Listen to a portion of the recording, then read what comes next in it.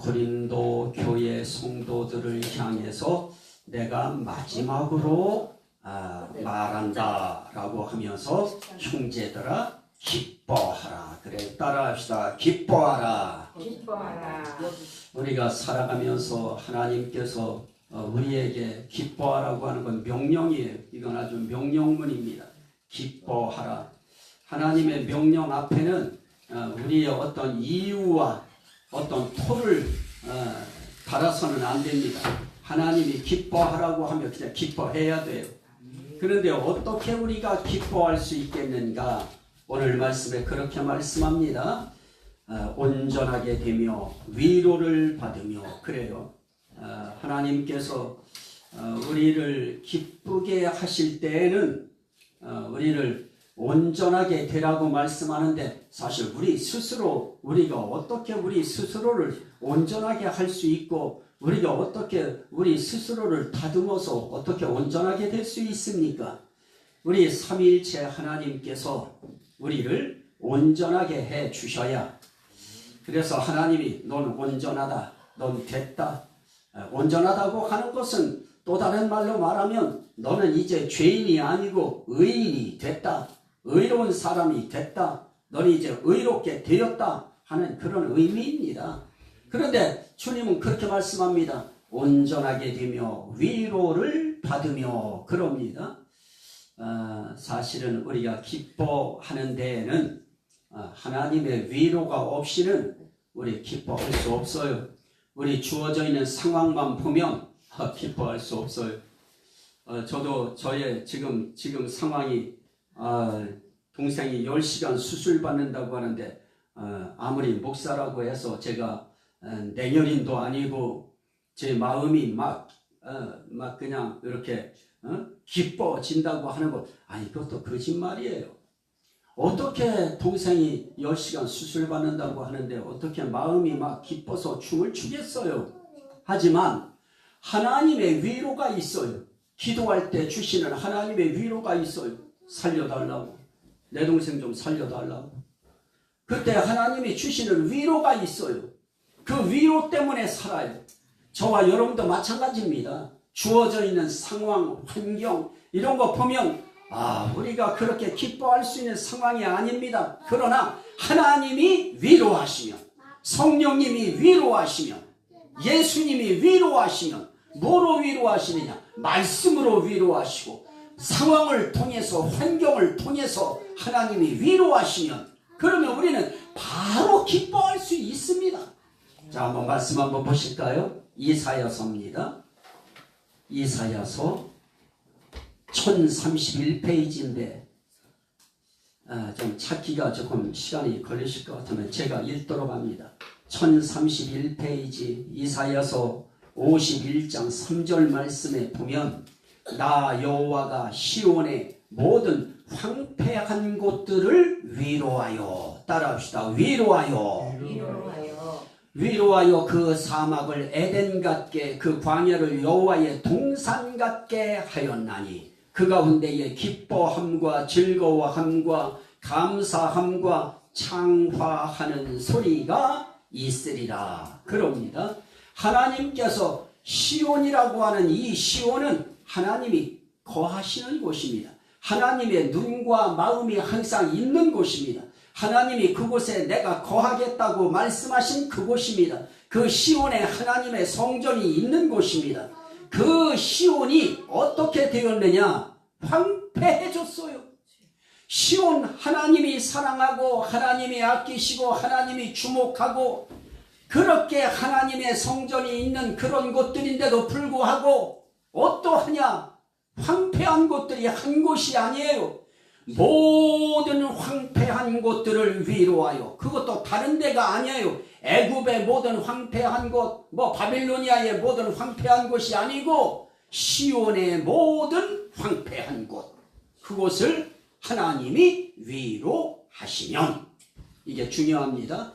우리 하나님 앞에 살아가는 하나님의 성전이라고 하는, 하나님이 계시는 집이라고 하는 하나님의 성도들, 하나님의 교회, 그리스도의 교회라고 하는 우리 예수 믿는 한 사람 한 사람이 살아가고 있는 시온이 살고 있는 그 모든 상황 속에 황폐해져가는 곳들이 있어요.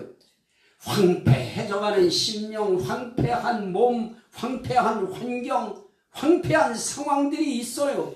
그런데 그럴 때 어떻게 기뻐할 수 있어요? 아유, 황폐해졌는데, 황폐했다고 하는 건 아주 못 써지는 건데요. 그런데 그곳에 어떤 일이 있느냐? 내가 위로하여, 따라합시다. 위로하여.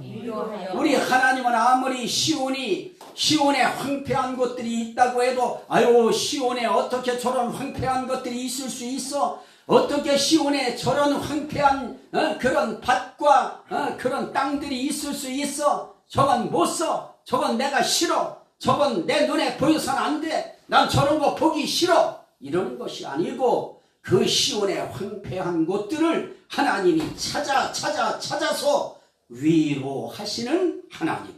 여기에 하나님의 은혜가 있고, 하나님의 사랑이 있고, 하나님의 관심과 위로가 있는 것입니다. 우리가 아무리 하나님 앞에 우리의 인생길이 황폐하고 우리의 삶이 황폐한 삶을 살아가고 있다 할지라도, 하나님께서 우리들을 찾아서 위로해 주시면 그 순간에 우리들은 어떤 현상이 생겨요? 그 광야를 못해요. 사막을 에덴 같게 하시고 광야를 여호와의 동산 같게 하였나니. 이게 위로예요. 하나님은 사막도 에덴 같게 만들어 주시고 광야도 여호와의 동산처럼 해 주실 때 그걸 위로라고 해요.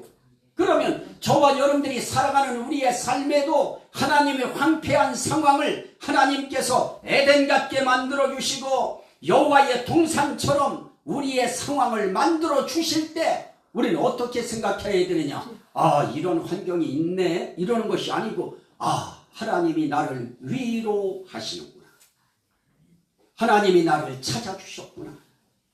이게 중요해요. 하나님의 위로. 따라합시다. 하나님의 위로. 하나님의 위로.